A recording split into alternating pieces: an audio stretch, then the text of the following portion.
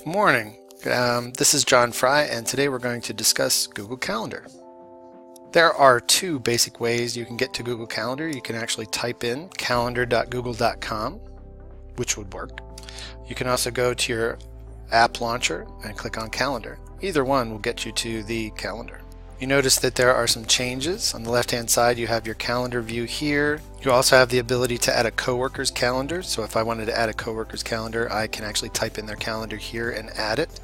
I also have the ability here to actually click the plus sign and create a new calendar myself. So I'm going to go ahead and I'm going to have a work calendar. I'm going to click New Calendar, and I'm going to call it my Game of Thrones calendar. I can set a standard time and so forth, but I'm going to go ahead and create the calendar.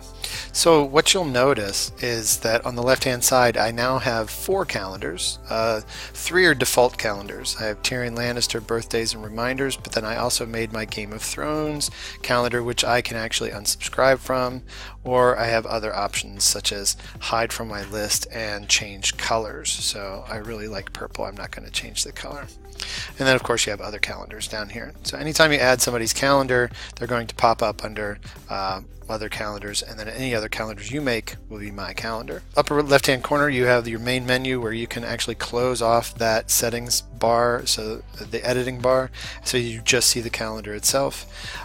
You also have the ability to change it by week going forward or by going back.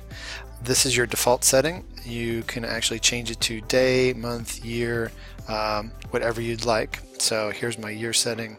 You have other settings here that can change your density, your color, your view options, world clock, and so forth. But if you feel like playing around with that at a later date, it gives you some options.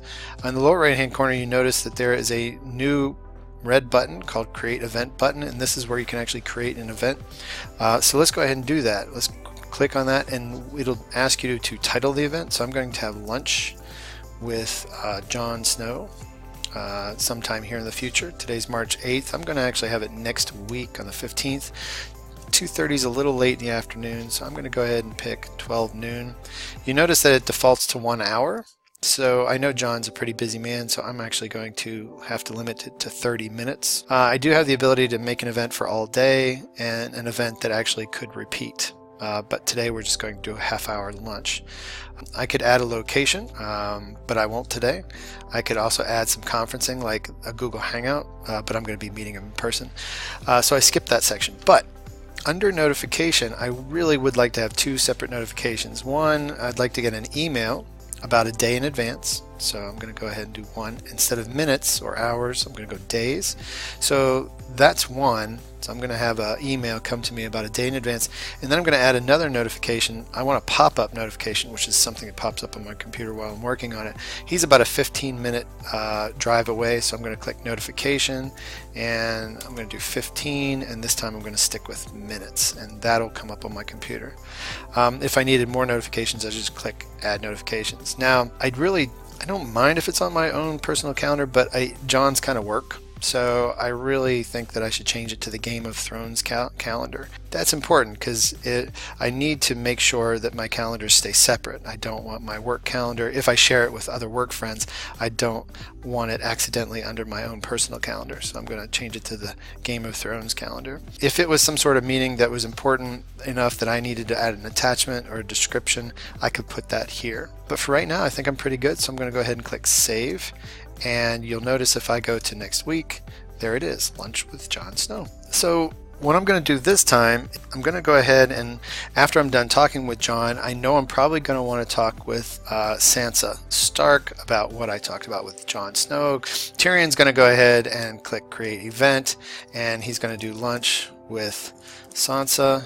I don't know Sansa Stark as well. I'm going to just go ahead and make a meeting in the future a week after John's, which is the 22nd, and I'm going to shoot for 12:30, and I'm going to make it a half an hour as well, but I don't really know if she's available at 12:30, but I'm hoping. So what I'm going to do is actually add a guest. So I'm going to go ahead and click on Sansa Stark, and you notice that she has now been added as a guest. Now the next thing I'm going to do is to find out if she's busy or not. So I'm going to utilize the Find a Time tab. And we went with 12:30 to 1, which looks like it's available because at 1 o'clock it looks like she's going to start getting busy waiting for winter to come. So I can basically go ahead and click that and keep that the same. That's great, and I can click Save.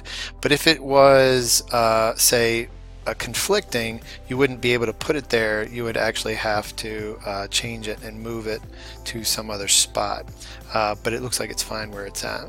So that's what that Find a Time is used for. So let's go ahead and go back to event details, and I'm going to go ahead and add a notification. I'm going to do email for myself again to see hours in advance, and then I'm going to add another notification that I need another 15 minutes in advance as well. But it's work, so I really don't want it on my own personal calendar. I want it on my work calendar, which is Game of Thrones.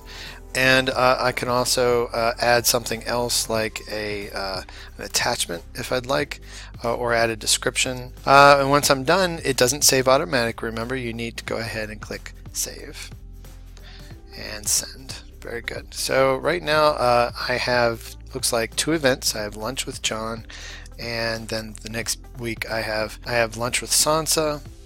It's under my Game of Thrones calendar, and then it's also notifying me under Sansa's calendar because she shared it with me, and then under my personal calendar as well. So it's great. We're set to go.